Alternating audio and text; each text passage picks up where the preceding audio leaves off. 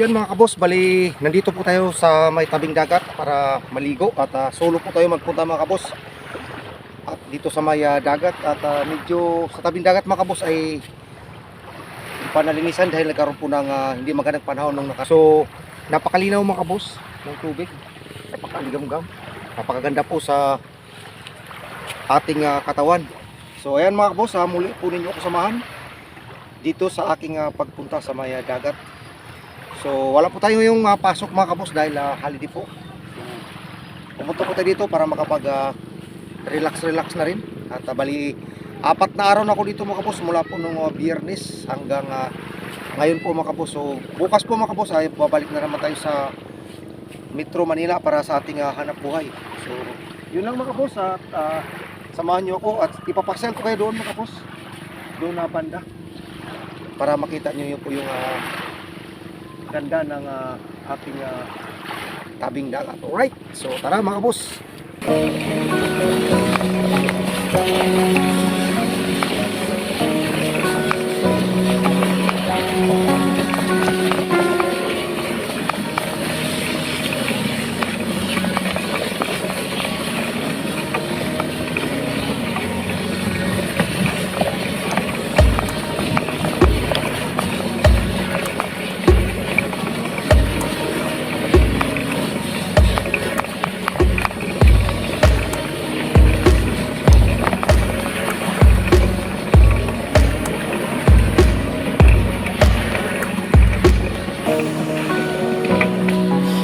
Yan, ilakad na lang natin mga kabos dahil napakalambot po ng buhangin.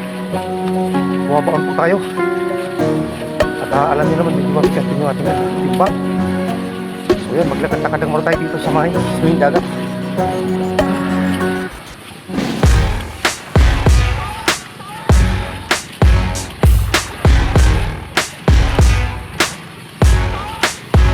Mga kabos, habang tayo ay naglalakad, mayroon tayong makikita dyan na pader o structure na nasira. So yan po mga kabos ay isa po yung pahan na inabot ng tubig.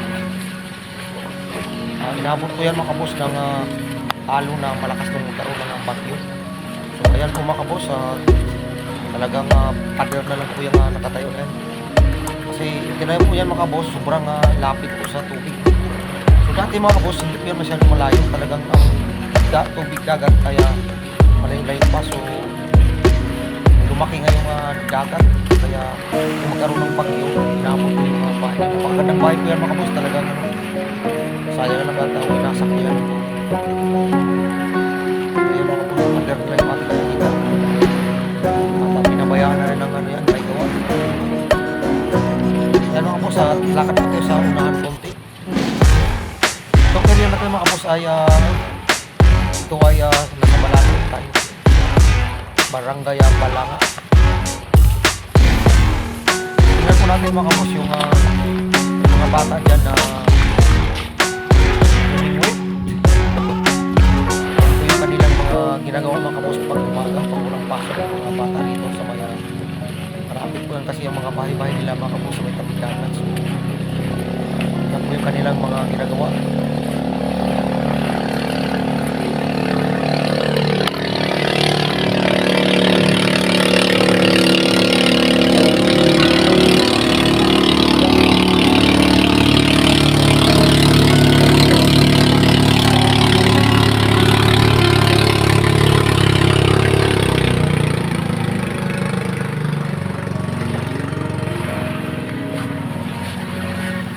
Diretso lang tayo mga kabos sa mga bandang unahan at mayroong mga bata doon mga kabos na namimiglit ng isda. So tingnan natin saglit ang kanilang mga ginagawang pamimiglit ng mga isda.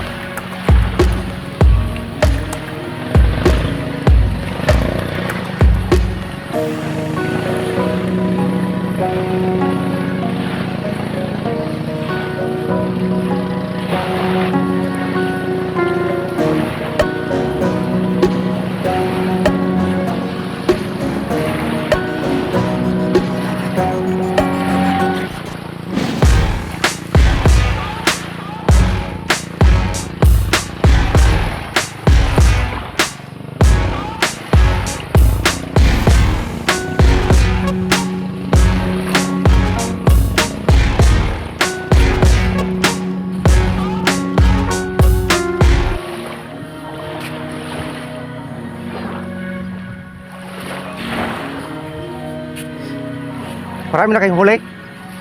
Ha? Marami na kayong huli? Anong bagaong? Dapat ang inyong pain ay ano, bulate. Ha? Maganda rin ang bulati pain eh. Hindi, putol-putulin mo.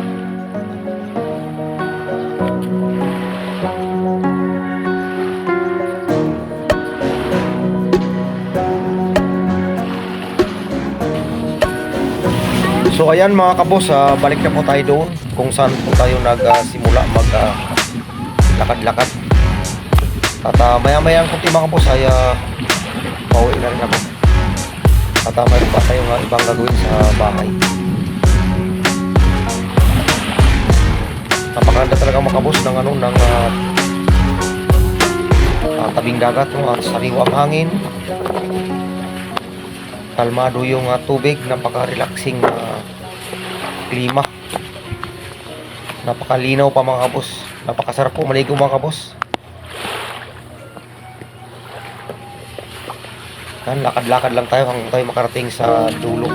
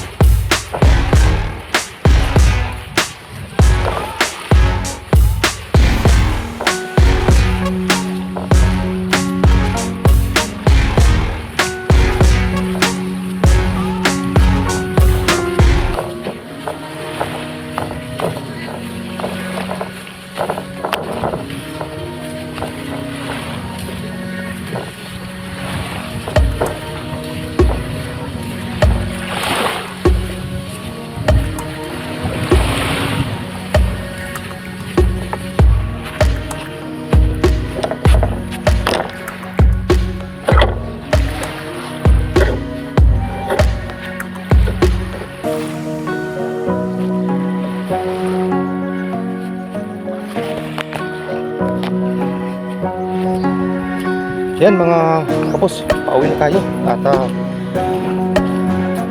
medyo mainit na.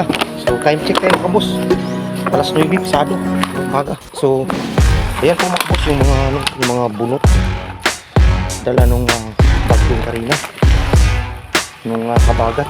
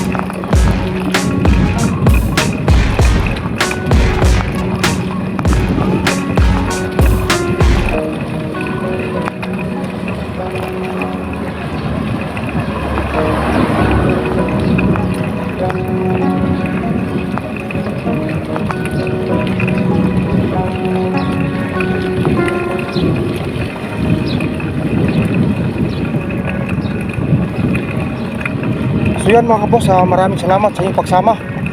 Hanggang sa muli, hanggang dito na lang guys.